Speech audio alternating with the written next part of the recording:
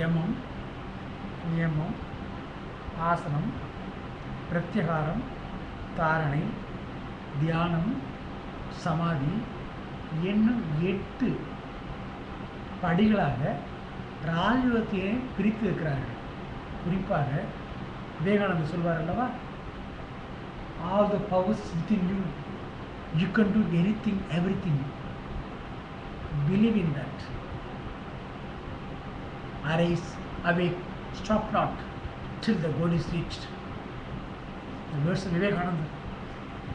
அவர் கூறப்பட்ட ராஜயோகத்தில் தான் யமம், நியமம், ஆசனம், பிரத்யகாரம், தாரணை, தியானம், சமாதி என்று 8 அடிகளாக தொகுக்கப்பட்டுள்ளது.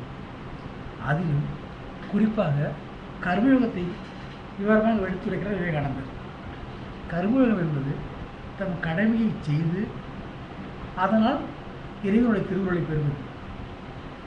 ராஜயோகம் என்பது இந்த 8 படிகள் இருக்கின்றது அல்லவா, அந்த 8 படிகளின் சக்தியெல்லாம் அடைந்து இறைவனை பெறுவது. பக்தியோகம் என்பது என்ன? பக்தியோகம் என்பது இறைவனின் திருவருளை, உண்மையான ஞானத்தை எப்படி அடைய வேண்டும் என்று பக்தி மூலம் பல வகையான மார்க்குகள் உள்ளது. வள்ளலார் சொல்வது பக்தி சன்மார்க்கம். சன்மார்க்க முறைப்படி இறைவன் அடைய வேண்டும் ஒரு வகையான பக்தி.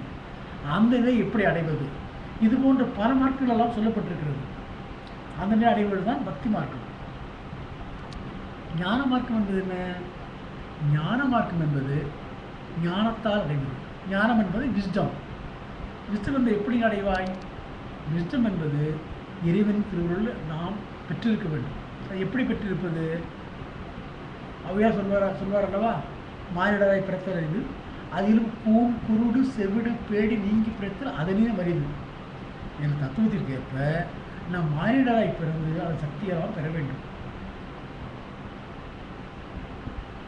புரிகிறதா? அருட்பெருஞ்சோதி அருட்பெரும்